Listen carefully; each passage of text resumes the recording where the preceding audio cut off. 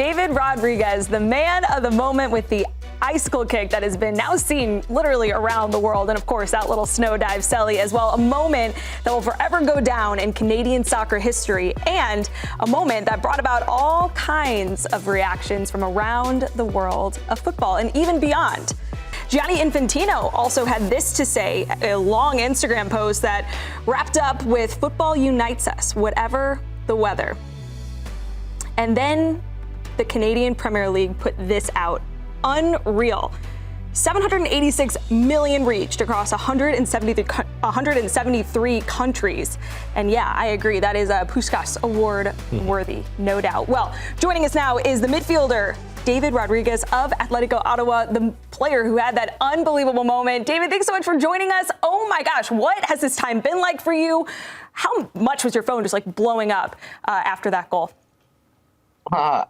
Thank you for having me, guys. And yeah, after the goal on Sunday, I couldn't even look at my phone. It was just ding, ding, ding, ding, ding, ding, ding.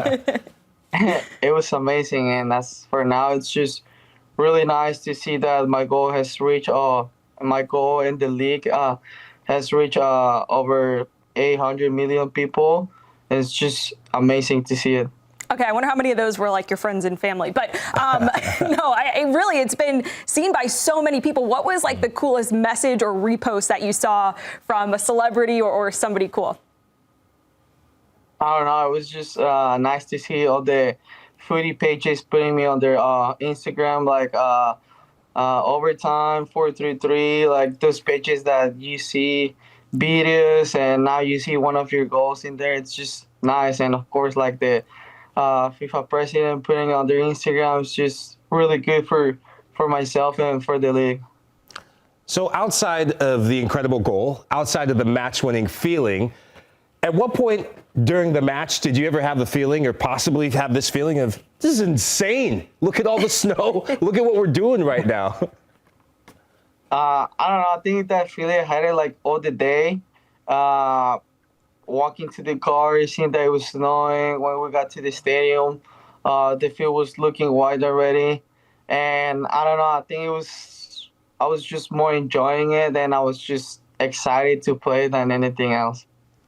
Well, we did learn when we talked with Joshua Cloak earlier this week or last week from The Athletic that this is a game that the players wanted to play in despite the conditions. So what were those conversations like amongst your team saying, yeah, we want to keep going even though we can barely see the pitch right now?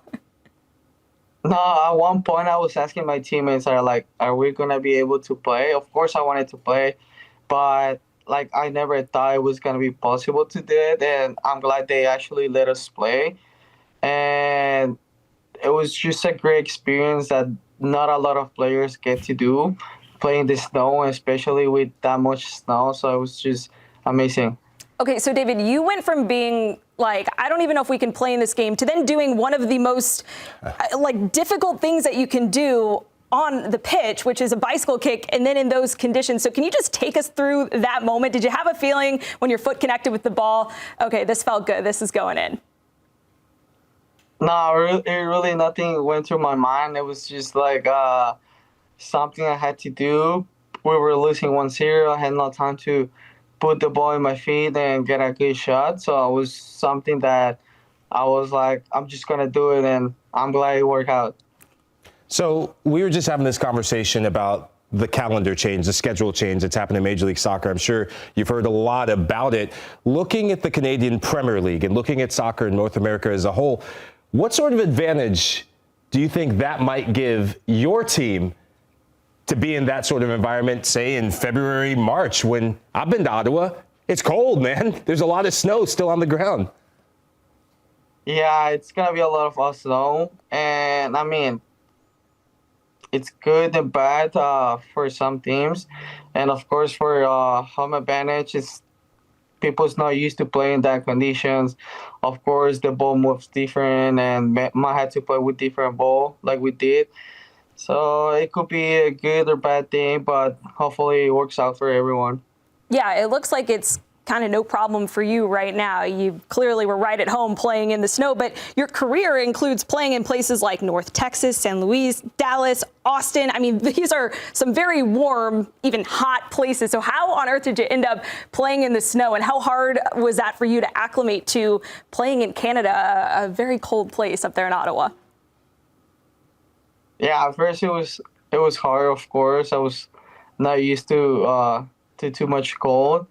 And it's funny because for every practice, I would wear like 2 Under Armours, my jacket, beanie, everything.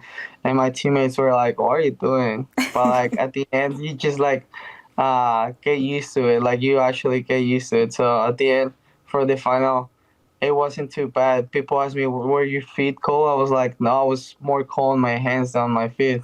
I guess that's a good thing, right? Yeah, I know. Jeez. So, David, here on Morning Footy, we have this segment called The Streets Won't Forget. The Streets definitely won't forget 2 things. One, that you had the Icicle kick that you had, and I definitely won't forget that you used to play for Austin FC. I got to watch you lift the MLS Next Pro Cup with Austin FC too.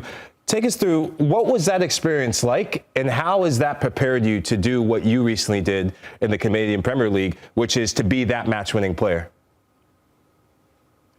Of course, being at those situations, like those kind of games, it actually help you to prepare yourself for another occasion like that. And like for Austin, it was just like an amazing opportunity to be able to represent the club and, of course, get the trophy. And when you get to another final, you're like, okay, I did this before, I can do it again. And some of my teammates were a little nervous, some were not, some were more nervous than others. And for myself, I was just like, it's another game. And just because I was in that situation before, so it was really good to like be on another final again. Okay, David, you got to show us the champion's hat. We can get a little glimpse of it, but show it off here on the show. That's incredible. I love it. And you know what? That championship title now books a place in the CONCACAF Champions Cup come start of next year. And you currently have been on loan up there in Ottawa. So can you share a little bit about what your hopes for your future are and what you would envision? I mean, playing in the CONCACAF Champions Cup would be pretty sweet, huh? Yeah, of course, it would be amazing. Playing that tournament is really important. I feel like for a player, it's sometimes a great opportunity to show yourself, especially against big teams. But I'm still in the talks to see if I'll be able to play it, if I'm going back. So there's not much I can share right now.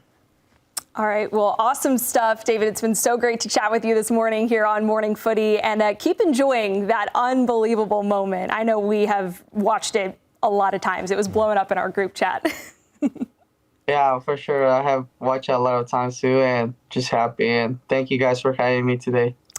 Thanks for watching this video from Morning Footy. For all news and insights regarding leagues around the world like EFL, Serie A, and all UEFA competitions, both men's and women's, don't forget to sign up for Paramount+.